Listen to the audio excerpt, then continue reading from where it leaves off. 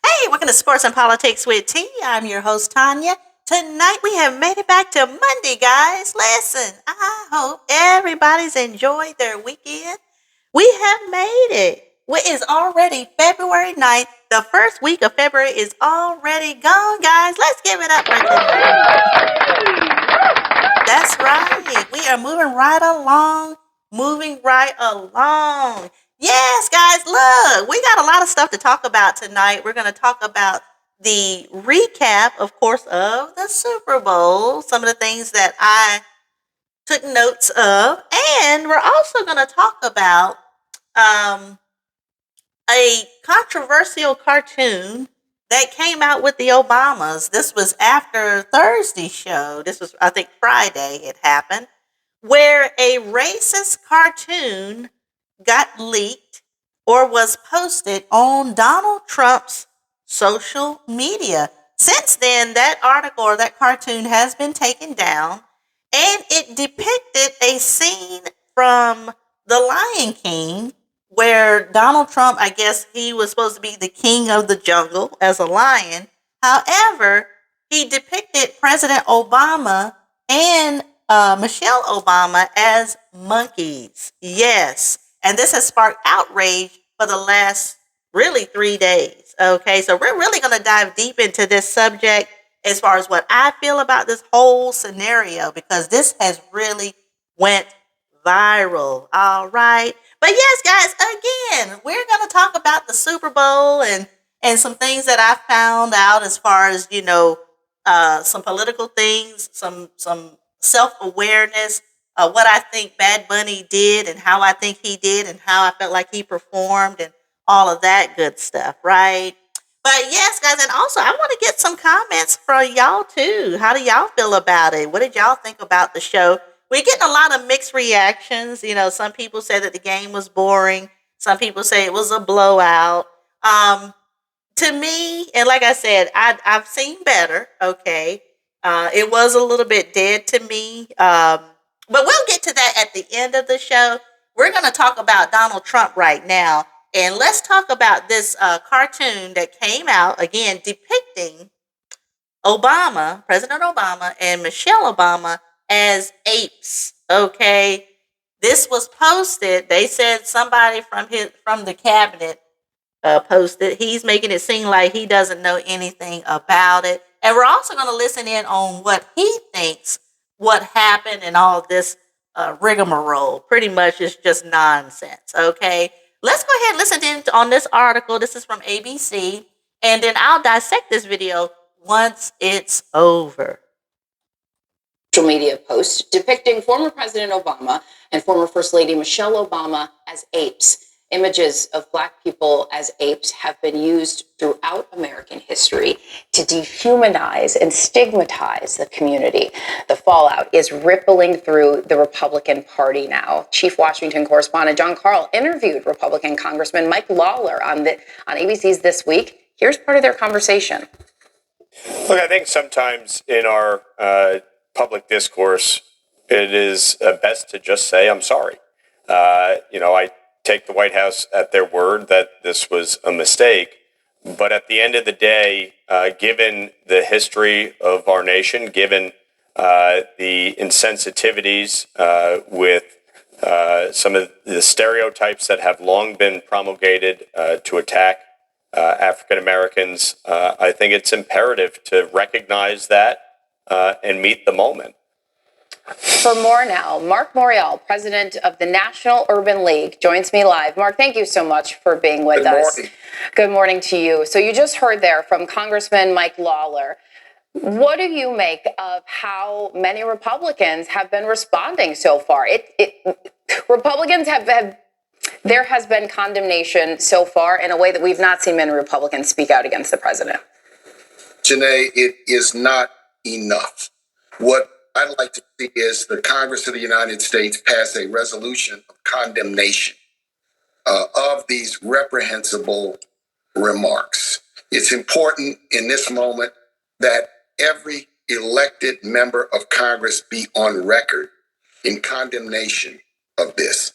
This was a disparagement of two great Americans who've served this country who are outside of active politics today, and just a continuation of a pattern coming from the 47th president. The second observation I would make is I am absolutely certain, Janae, that the American people do not want a president who revels in division, racial division, political division, sectional division, division every day to condemn some Americans for some physical characteristic, for some political characteristic. And then what the people of this country want is a leader and leaders who seek to unite a very diverse and varied nation. And so this flunks the presidential leadership test by 1,000 miles. And that's the point. We need to focus on what we want our presidents to do, and that is to work towards unity. This has just been a pattern of continuing division and disparagement, and I want to condemn it as forcefully as I can because it is untoward. But those members of Congress, condemnation here and there from certain members who may think it's in their political interest, doesn't go far enough. We need a unified Congress to say, by way of a resolution, this is unacceptable, Mr. President, and we want you to know that it is unacceptable. And so, Mark, what do you make of President Trump's reaction when he was asked about this? He refused to apologize, saying, quote, "I didn't make a mistake." Because he's following the advice he got years ago from Roy Cohn. Never admit anything. And you know, Janae, to admit and to apologize from time to time is an act of human humility. And when we see leaders do it, it demonstrates a sense of character. It doesn't surprise me that he wouldn't take responsibility. And the fact that he would not very quickly take responsibility and say it was wrong is why the Congress, by joint resolution, should condemn this.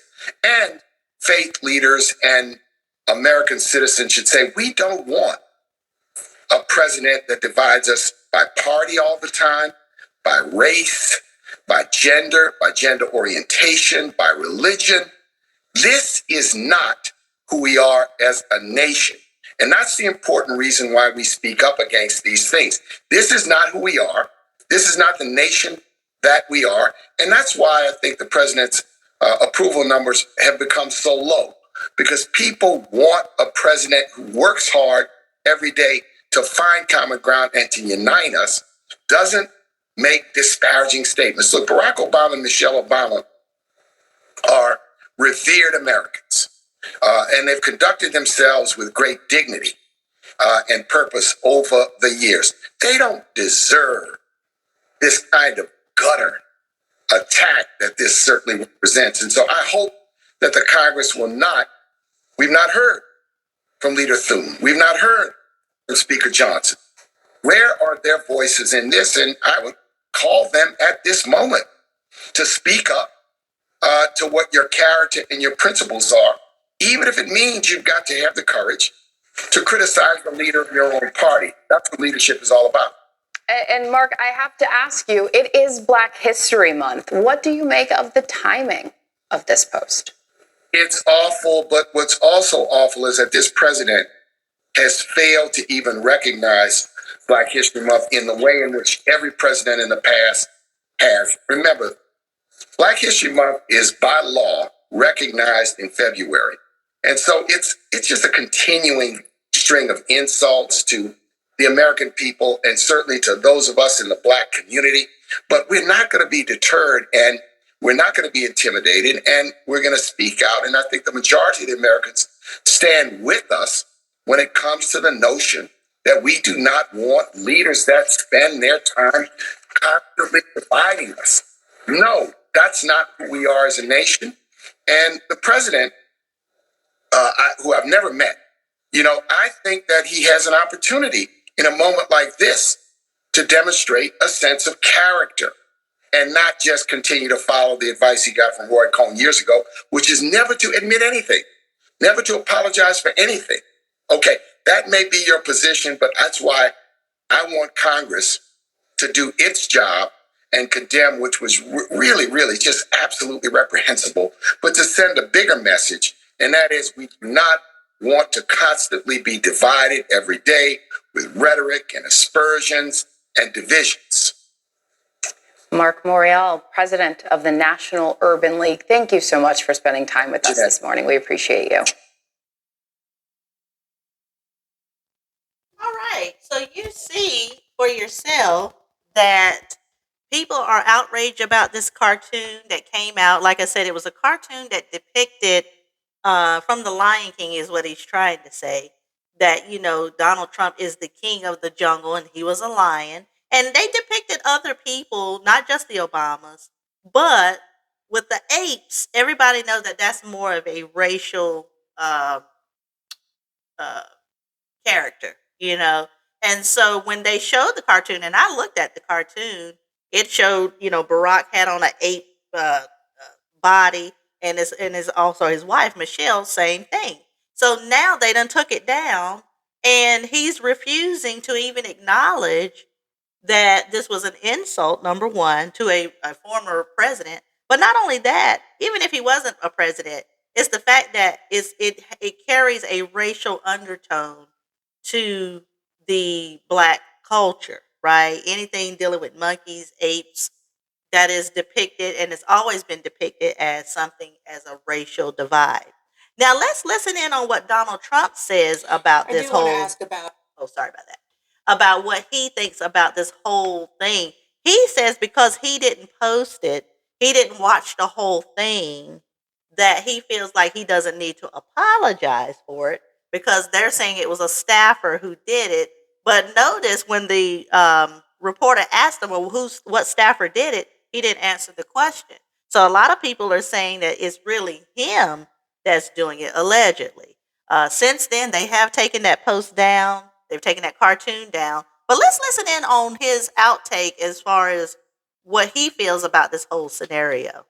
Social media post that you took down earlier today. The White House says that a staffer sent it. Who sent it, and are you going to fire them? I looked at it. No, I looked at it. I saw it, and I just looked at the first part. It was about voter fraud in someplace, Georgia. There was a lot of voter fraud, 2020 voter fraud, and I didn't see the whole thing. I guess during the end of it, there was some kind of a picture that people don't like. I wouldn't like it either, but I didn't see it. I looked at the first part, and it was really about voter fraud and the machines, how crooked it is, how disgusting it is. We took it down as soon as we found out about it. Mr. President, a number of Republicans are calling on you to apologize for that post. Is that something you're going to do? No, I didn't make a mistake. I mean, I look at a lot of thousands of things, Listen to what he just says. He says, no, I'm not going to apologize because it wasn't a mistake. He saw it, guys. He's seen the whole thing. He's saying that he didn't see it, but really, in reality, he really did see it. Because now they're pressing him, well, why don't you apologize? And what did he say? Well, no, it wasn't a mistake. This is the thing, guys. Even if you didn't personally post it, you being the leader of the country should know that this is a racial target, okay? And to know that this is insensitive to the Black African American race. And just like that lady was saying on ABC, this is Black History Month at that. So, no matter what time of the year, it's still wrong, right? But isn't it strange that it's happening on the month that we're celebrating Black history, right? It's crazy, but you can see how racist he is. He refuses to acknowledge how insensitive and how racist this cartoon is. He is meaning to put this out there to the world. He is blatantly racist. I looked at the beginning of it. It was fine. And they had that one post, and I guess it was a takeoff. By the way, a lot of people covered. If you look at where it came from, I guess it was a takeoff on the Lion King, and certainly it was a very strong post in terms of voter fraud. Nobody knew that was at the end. If they would have looked, they would have seen it, and probably they would have had the sense to take it down. But that was a takeoff on the Lion King, and a lot of people were covered on in different positions. So. Social media post that you took down. Okay, so you see right there that he really didn't have a lot to say about the cartoon itself. Um, in his mind, he didn't see anything wrong. He didn't. He feels like he doesn't owe the country an apology. he doesn't owe the black African American citizen an apology for this racist cartoon. Listen, we got Republicans that are mad about this thing. Even Senator Tim Scott, who's a black Republican who is diehard MAGA, diehard Donald Trump, even spoke out about it. And I was shocked. I was shocked that he actually said something because, again, he normally doesn't side too much with it. And so when I listened to what he had to say, his thing was he's hoping and praying that it's fake. And he said because this is the most racist thing he's ever seen out of this White House, which unfortunately I don't believe either, right? Because Donald Trump has had a history of different things, from the Central Park Five to, there's fine people on both sides in Charlottesville when they were, it's been a history of things. This is not the first incident. And as you can see, he refuses to take the lead when it comes to accountability. When you're the leader, even if you didn't personally do it, if it happens under your administration, whether you did it or someone else did it, and it gets leaked out, the leader takes the fall. The leader takes the brunt. The leader has to come to terms with the backlash, and this is what's happening. Okay, but when you got somebody who's arrogant and you got somebody who don't see nothing wrong with the cartoon, it just paints the picture that no matter how insensitive it is, he doesn't care because it has nothing to do with the white race. Okay. Now, people say, "Am I going to show the cartoon?" Yeah, you know what? Let's look at it because I want you to see for yourself, and you tell me what you think. Is people up in arms over nothing, right? It it was just poor taste, guys. It was just really, really, really poor taste. And they might have taken it down since then. I'm gonna see if I can find it. Um,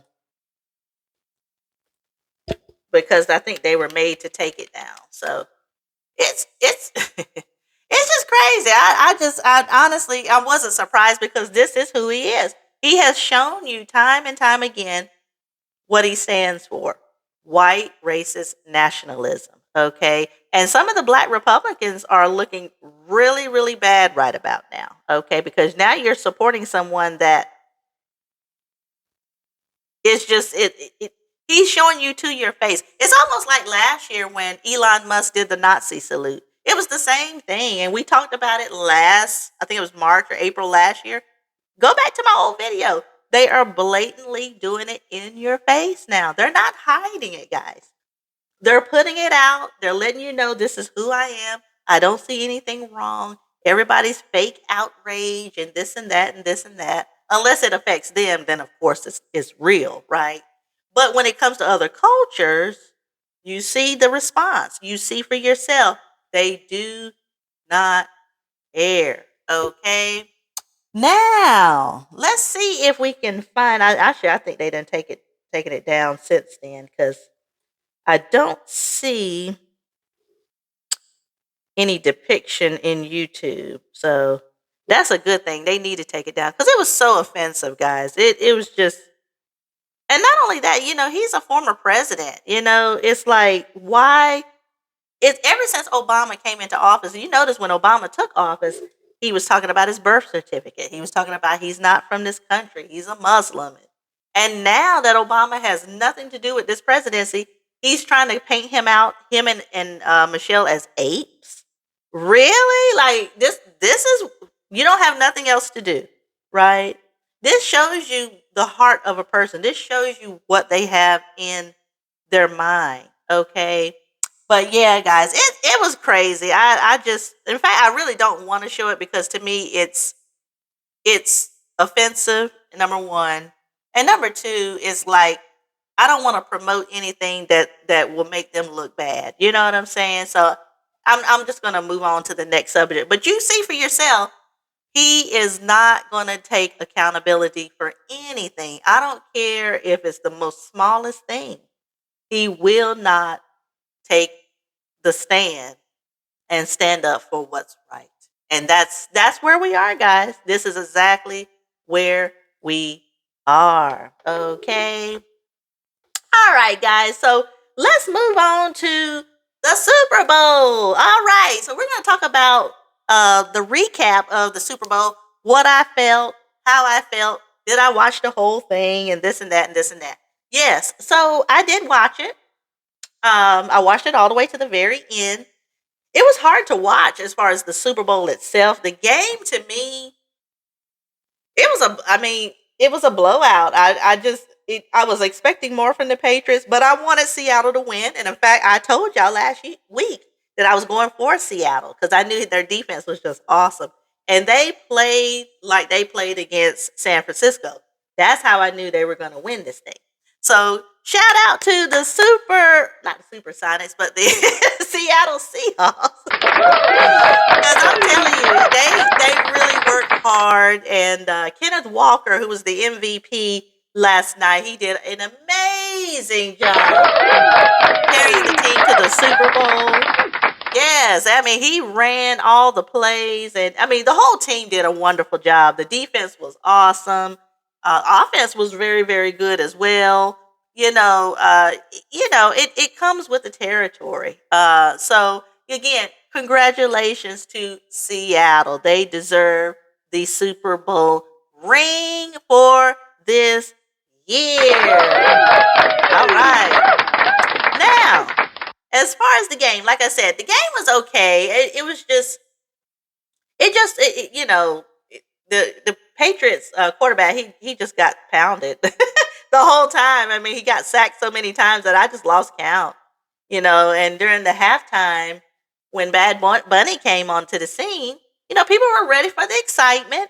And to me, I think he did good as far as his message. He performed in Spanish the whole time, so of course I didn't know what he was saying the whole time. But a lot of people who knew Spanish that I talked with, they said he was very energetic. He was talking about unity. He was talking about love and just sharing of the cultures. And you could see it you might not understand what he was saying, but you could see it through his performance, how he was trying to show, hey, we're Americans too. Because I think he's from Puerto Rico, which is a part of America, guys. And there's Puerto Ricans that are American citizens. And so this was their way of expressing themselves. For the last few years, it has been mostly hip hop and rap that carried out the halftime show. So this year, they did the Latino artists.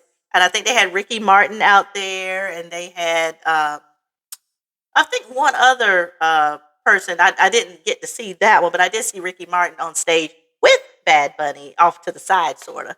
And overall, it was good. I mean, he did his hits.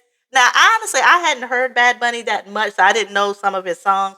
But a lot of people say he is really, really huge. So he did what he could do, and he got his spotlight, and of course that made the MAGA train very upset because they first of all, he's not talking English.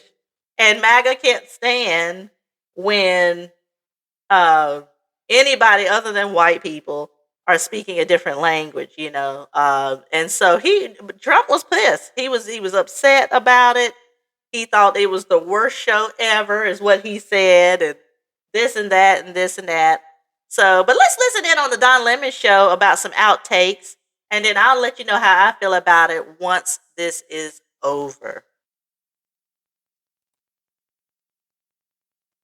Is that that's sort of the muscle memory that we've landed at? Like, why does everything have to be an outrage? Why does everything need to be something that either saves us or is, demonstration of the ruination of our society? And it's largely driven by President Trump and his followers, who just need to point to other and say, this is a slap in the face. How is it a slap in the face? It's just a top telling off. Yeah, Donald Trump did say that the halftime show was a slap in the face to the American citizen. Artist performing. You have answered like 4 of my questions when I'm going to jump in and then you answer, because I'm going to say, look, a couple things. No, I'm not saying I liked it, but a couple things. You said it was just a halftime show, but it wasn't. right? Because of everything. It wasn't just a halftime show. The meltdown reveals how dumb we've become. I agree with you on that, right? However, I don't know when it started that people became, turned the whoever's performing at the halftime show into some political statement. If it was, the fake war on Christmas, if they were using it just to divide people, like, I'm not sure, but it became something. And then, I think, like, was it like Beyonce when people were upset, or did it start before that? Was it before Kaepernick, or like, what was it? Because it's a little crazy. Well, historically, it's sort of interesting because it used to be like growing up in the 70s, it was like marching bands and Up With People. It was cheesy. And then it was 92, Fox counter-programmed the halftime show and did In Living Color. In Living Color, right. And the Super Bowl noticed that they lost a lot of ratings, so they quickly pivoted. And in 93, they booked Michael Jackson. And what they learned is that when you book these sort of catalog artists, whether it be like Bruce Springsteen, Prince, U2, Tom Petty, their back catalog sales just soared. So it became this money-making deal between the NFL. I think what happened, sort of more recently, where it got kind of like, it started pivoting younger. Like the audience, they like Bruno Mars and Beyonce and Lady Gaga, these are not artists that are popular with the traditional old kind of white dude football fan, but it was intentional not only to monetize and to sell the records and get money from Apple Music, but also it was an appeal to a younger audience. The NFL is like the most mainstream entity in the world. So they were like, we need to get more people involved. And if you look at what's going on in the NFL, like they are actively trying to build their viewership in South America and in Europe. So, because that's where the growth is. I mean, they're not stupid, right? That's where the number. So Roger, Yeah, and that's where the growth is, because there's a lot of white Americans that are not tuning in anymore. In fact, they're getting a lot of complaints from the Caucasian Americans saying that they don't even want to watch the Super Bowl anymore because they don't like the fact that minorities are taking over the halftime shows. If you notice, you don't really see a lot of country, you don't really see a lot of rock, but they will push R&B, they'll push rap, they'll push Latino, because that's where the numbers are, that's where the popularity is, and that's where the money making is. Adele is not dumb. No, it's a smart move, and honestly, if you look at sort of the end of the Bad Bunny performance, it was a celebration of South America. And so, the fact that like all these right-wing outrage merchants are saying like this is a thumb in the finger of America because the performer is rapping entirely in Spanish. It's like, really, dude? Like that's the thing. Like, no, the NFL is basically just trying to bring in, it's capitalism. It's a free market. They're just trying to build their viewership. And the fact that people have to, it just shows that some people just have to be angry about everything. Yes. And then, and the pendulum, I think, swings both ways. I think, then it becomes reasonable people have to defend it. Like, no, it's actually kind of good. And this is why we can't have nice things as a nation, because we're just constantly fighting over dumb shit. Well, that's strategic. Well, I'll get to that in a second, but I just want to show you. This was the most watched Super Bowl ever. So, I mean, look, I think Roger Goodell knows exactly what he was doing, right? I think that like 137 million or something people. 140 million, I think they said. Yeah. Watched, which was just extraordinary. But my thing is like, yeah, I think Donald Trump knows that by dividing people, that he can animate them, that he can sort of energize them and get them riled up and angry. And then they go to the polls, or they, if someone is, and he gets more support. So if someone calls and says, hey, how do you feel about Donald Trump in the economy? You're going to go, he's great, and he's doing whatever, even though it's terrible. But so I think he's very good at doing that. And I know the In Living Color thing has been a while ago, but I mean, Michael Jackson, not political. If you have Earth, Wind, and Fire, not political, whoever it is at the halftime show. But having on, for some reason, it has become political in this modern day. And I think, this is me, I think it happened like when the musical artist, look at this, 135.4 million viewers. When the musical artists, and this is Bad Bunny HQ, when they became not white, then I think Yeah, that's what I'm saying. Everything was fine as long as it was rock and roll and country, you know. But the minute, and to be honest with you, I think everything became political when Donald Trump took over in his first term, 2016. That's when the Super Bowl halftime shows to me started being more and more political because he was making it political. The other presidents just was there to have a good time. You know, Obama, Bush, Clinton, everybody, you know, in the past, they were just celebrating the Super Bowl. But Donald Trump, because of his racial views and some of the things that he said, like he criticized Beyonce, he critiqued Bruno Mars, I think one year, you know, so anything dealing with ethnicity, anything dealing with the black culture or any color of anybody of color in general, they're going to be opposed to it. And to me, it didn't start until Donald Trump ran on his first term. From 2016 up until now, I feel like that's when everything started being political for the halftime show and for the Super Bowl all together. Even last year with Kendrick Lamar, it was the same thing. You know, he had a message behind what he was trying to say. And so that's what I'm saying. As long as it's just of color, they're going to have resistance. They're going to have a problem with it. Okay. But anyway, guys, I just wanted to talk briefly about this and get some outtakes, and y'all tell me how y'all feel about this as well. Because, like I said, the show was good. He did his message. The game itself to me was a little dry and boring, and there wasn't a lot of enthusiasm in general because it was such a blowout. But overall, it was an okay halftime. I wouldn't say it was one of the better ones, you know, or Super Bowl, excuse me. It wasn't one of the better ones I've seen. But hopefully next year we will have a little bit more excitement and maybe some different teams in it for next year. Okay, but anyway, I hope you enjoyed the show for tonight. Yes. And if you did enjoy the show, please hit like, share, and subscribe. And also, if you can, please hit the notification bell. That way you won't miss any episodes when I come on to YouTube. I'll be back on Thursday, and we're going to dive a little deeper about the MAGA train and some things that are still going on in the pipeline as well. All right, guys. So everybody enjoy the rest of your night. And I will see everybody on Thursday at 8 p.m. Take care. Bye-bye.